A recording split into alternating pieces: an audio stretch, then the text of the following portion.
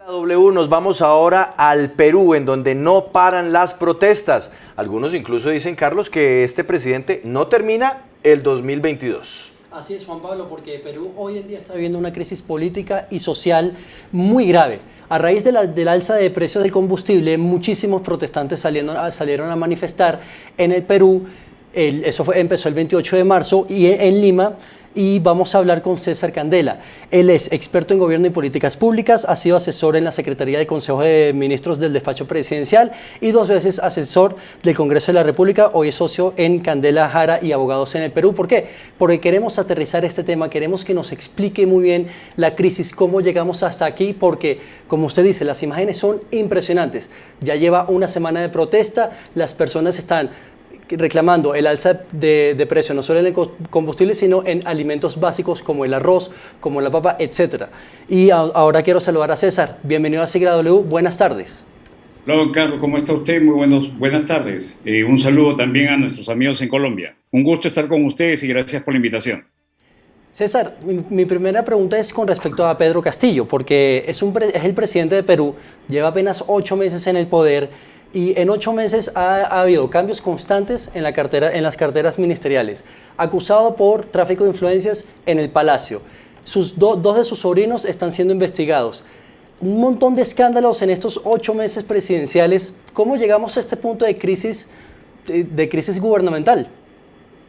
Bueno, es muy sencillo. Hemos tenido 4 gabinetes en 8 meses, lo que muestra la clara improvisación y la poca claridad que tenía Pedro Castillo y el partido Perú Libre, que fue el que lo ha llevado a las elecciones a través de su líder principal, Vladimir Cerrón, que en algún momento fue presidente del gobierno regional, donde se han generado justamente las protestas más álgidas en este momento y donde en este momento el presidente Pedro Castillo desarrolla en uno de los coliseos más importantes de dicha ciudad una reunión con sindicalistas y líderes justamente del sindicato de transportistas.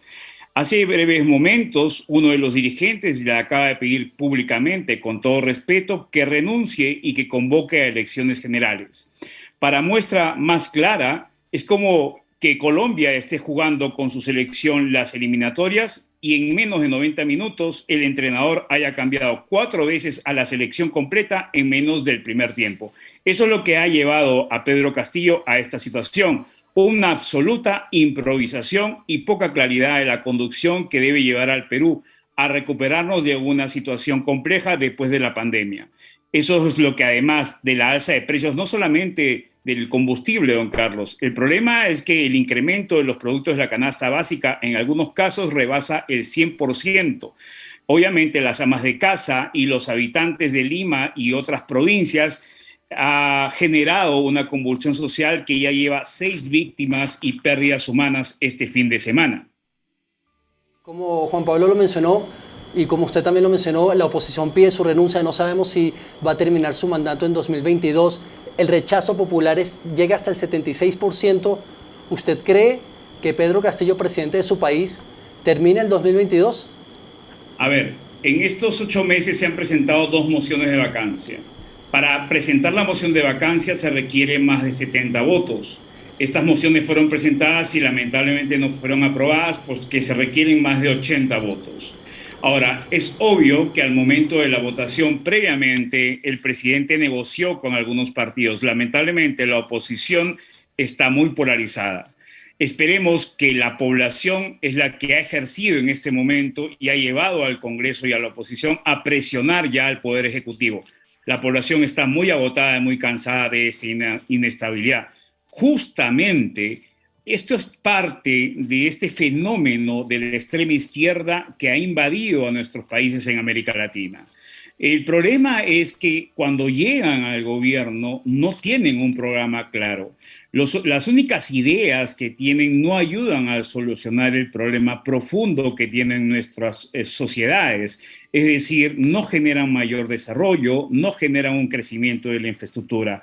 Lamentablemente la pandemia ha sido un abono perfecto para impulsar y fortalecer las ideas que ellos fomentan. Obviamente no habían hospitales suficientes, no solamente en América Latina, sino también en todo el mundo. los estudiantes y muchos aquellos que carecían de acceso de salud a los servicios de salud tampoco podían acceder a ellos. Así que creo que no ha habido un escenario más perfecto para que justamente el señor Castillo logre el resultado triunfal en estas últimas elecciones. Pero él claramente ha obtenido un resultado porque para mala suerte del resto del país que no lo respaldó, la candidata de oposición era la señora Keiko Fujimori, que tiene un antivoto que se ha generado después de más de 10 años de anticampaña.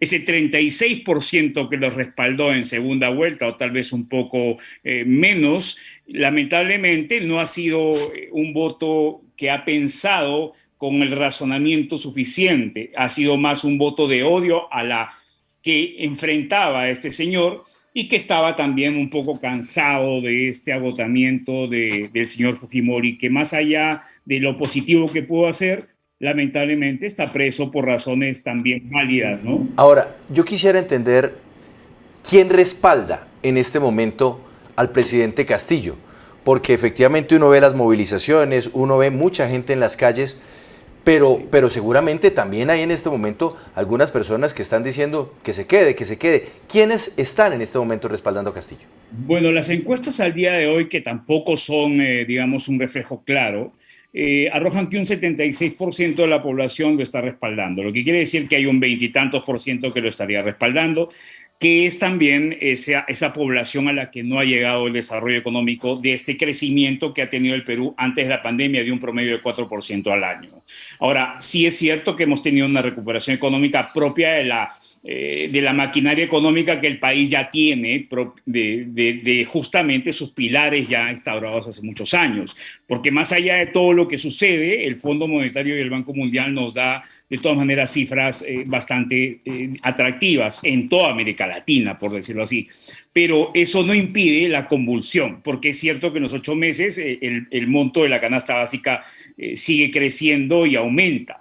Entonces ya no se trata solamente de que las empresas desarrollen actividad, la canasta básica aumenta y las amas de casa no les alcanza, ¿no? Y lo cierto es que las medidas económicas ni las medidas del gobierno están generando mayor empleo. Entonces ahí ya vienen los problemas y se empieza a sentir el descontento de la población. Entonces la oposición básicamente obviamente no lo respalda, y es más, Perú Libre ya está dividida la bancada se ha dividido en dos. Y hay un movimiento, Verónica Mendoza, que también es de izquierda, que ahora ya empezó a interpelar inclusive al ministro del Interior, que es el que, digamos, ha enfrentado duramente a los manifestantes que han salido no solamente en Junín, sino en otra región cercana de Lima, que es la región Ica, donde también ha habido 2 fallecidos este fin de semana, representados por los manifestantes del sector agrario, que se plegaron. El día de hoy, además, convocaron una paralización los profesores. Yo creo que la población está bastante agotada y no sé si esto llegue a buen puerto en las siguientes semanas. Yo espero, por el bien del país, que esto se tranquilice, pero los ánimos están bastante saturados en esta coyuntura, ¿no? César, yo voy a ser un poco de abogado del diablo ahora, porque uno lee los medios de comunicación, los expertos, y todos señalan a Pedro Castillo. Pero yo quiero saber hasta qué punto, y disculpe la pregunta, pero hasta qué punto Perú es ingobernable, porque desde 2018 ha habido 5 presidentes. En noviembre de 2020 hubo 3 en una semana. Manuel Merino duró 5 días. Entonces, ¿hasta qué punto? Y aparte que el Congreso, mayoría de oposición, ha querido sacar a Pedro Castillo desde el principio de su gobierno. Entonces, ¿hasta qué punto esto es 100% responsabilidad de Pedro Castillo? Bueno, yo creo que acá la responsabilidad no solamente es de Pedro Castillo, la responsabilidad es de gran parte del país. Primero, la gran indiferencia de un segmento de la población que no tiene mayor interés en la política, cansada válidamente y en forma justificada de los casos de corrupción.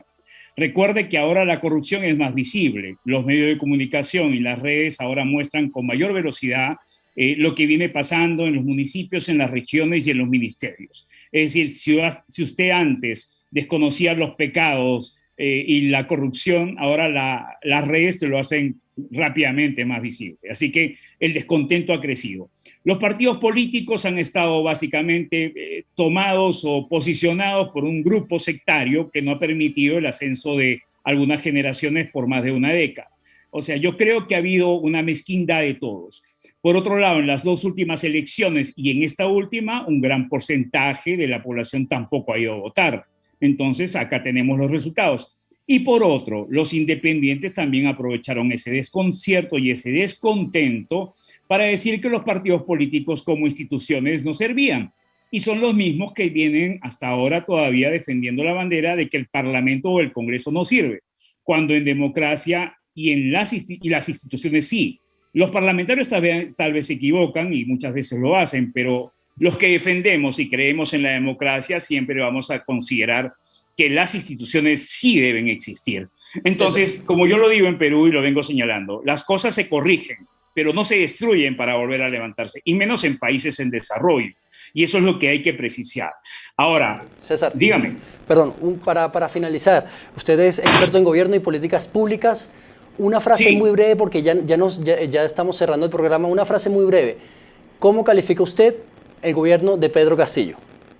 Resultado de la improvisación y un desastre, del cual creo que somos capaces de salir adelante. Recordemos, somos seres racionales y creo que en este momento se necesita unas nuevas elecciones en Perú. Cortar el mandato del señor Castillo lamentablemente va a ser necesario, y unas elecciones generales donde con presencia de organismos internacionales se garantice la transparencia, y continuar y apostando nuevamente y con fe a seguir adelante. Bueno, lamentablemente, como usted ha dicho, 2 gobiernos o 3 en menos de 5 años no han sido lo bueno, pero mire, seguimos trabajando. Es terrible. César Candela, experto en políticas públicas, experto en gobierno, nos acompaña desde Perú. César, muchas gracias por estar con nosotros en Sigue la W. Buenas tardes. Gracias por la preocupación de usted por Perú, y siempre atentos con nuestro hermano país de Colombia. Lo mejor en las próximas elecciones también para usted. Muchas gracias.